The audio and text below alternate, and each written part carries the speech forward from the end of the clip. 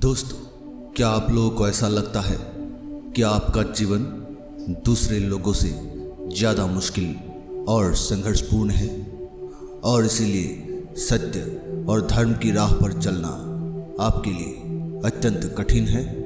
अगर आप भी ऐसा सोचते हैं तो आपको वासुदेव कृष्ण और कर्ण के इस संवाद को जरूर सुनना चाहिए। कुंती पुत्र कर्ण को भी अपने जीवन से कुछ शिकायतें थी और इसीलिए मृत्यु से पहले उन्होंने भगवान कृष्ण से उन सवालों का जवाब मांगा। तब वासुदेव कृष्ण ने कर्ण को उनके सवालों का जवाब दिया। नमस्कार दोस्तों, स्वागत है आपका हमारे चैनल जादुई किस्से में। महारथी कर्ण ने श्री कृष्ण से पूछा, मेरा जन्म होते ही मेरी माँ ने मेरा त्याग किया। क्या अवैध संतान के रूप में जन्म लेना मेरा दोष था? गुरु द्रोणाचार्य ने मुझे शिक्षा नहीं दी क्योंकि उनके अनुसार मैं क्षत्रिय नहीं था।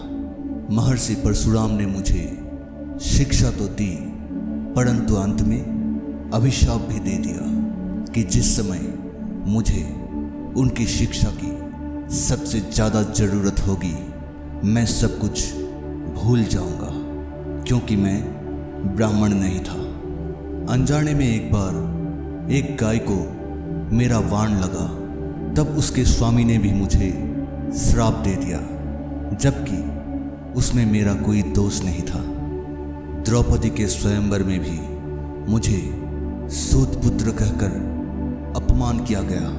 क्या सूत पुत्र होना मेरा दोष था? आखिर में माता कुंती ने मुझे मेरे जन्म का रहस्य बताया और वह भी तब जब उनके 5 बेटों पर मृत्यु का संकट आया। जो कुछ भी मुझे अपने जीवन में प्राप्त हुआ वह दुर्योधन से ही प्राप्त हुआ। इसीलिए मैंने इस युद्ध में अपने मित्र दुर्योधन के तरफ से लड़ा। अब आप ही बताइए वासुदेव, क्या मैंने ये गलत किया? कर्ण के प्रश्न को सुनने के बाद भगवान कृष्ण ने मुस्कुराते हुए उत्तर दिया, कर्ण, मेरा जन्म मेरे मामा के कारागार में हुआ। जन्म से पहले ही मृत्यु मेरी प्रतीक्षा में घात लगाई थी। जिस रात मेरा जन्म हुआ उसी रात माता पिता से मुझे दूर किया गया। कर्ण, तुम्हारा बचपन खड़ग, रथ, घोड़े, धनुष और वाण की ध्वनि सुनते हुए बीता।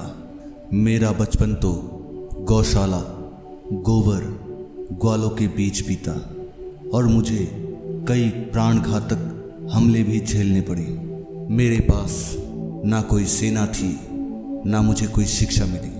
मुझे तानों और समस्याओं के बीच जीना पड़ा। जब तुम्हारे गुरु तुम्हारे शौर्य और तुम्हारी शक्ति पर गर्व कर रहे थे उस उम्र तक मुझे शिक्षा तक नहीं मिली थी। जब मैं 16 वर्ष का हुआ तब कहीं जाकर ऋषि संदीपन के गुरुकुल पहुंचा।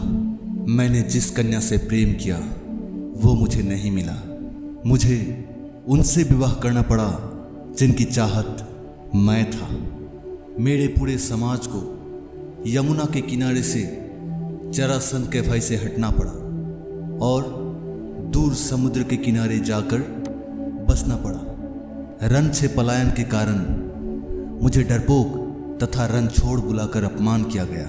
अगर यह युद्ध दुर्योधन जीतता तो तुम्हें इसका श्रेय मिलता, लेकिन सोचो अगर धर्मराज युधिष्ठिर जीतेगा तो क्या मुझे इसका श्रेय मिलेगा? मुझे तो केवल युद्ध और युद्ध से पैदा हुई समस्याओं के लिए हमेशा दोषी ठहराया जाएगा। एक बात का सदा स्मरण रहे कर्ण, हर किसी की जिंदगी चुनौतियों से भरी है। जिंदगी किसी के लिए आसान नहीं और कभी किसी के साथ न्याय नहीं करता। अगर दुर्योधन ने अन्याय किया है, युधिष्ठिर ने भी इस अन्याय को भुगता है। सुनो महारथी कर्ण, भले ही तुमने बेहद अपमान भरी जिंदगी बिताया है परंतु इससे तुमको इस बात का छूट नहीं मिलता कि इन सब के न मिलने के कारण तुम अधर्म की राह पर निकल पड़ो। महत्व तो सिर्फ इस बात का है कि उस समय उस संकट का सामना तुम कैसे करते हो। दोस्तों, आपको हमारा वीडियो कैसा लगा? अगर आपको ऐसे ही रोचक और जादुई किस्से सुनना पसंद है तो हमारे चैनल को जरूर सब्सक्राइब करें। धन्यवाद।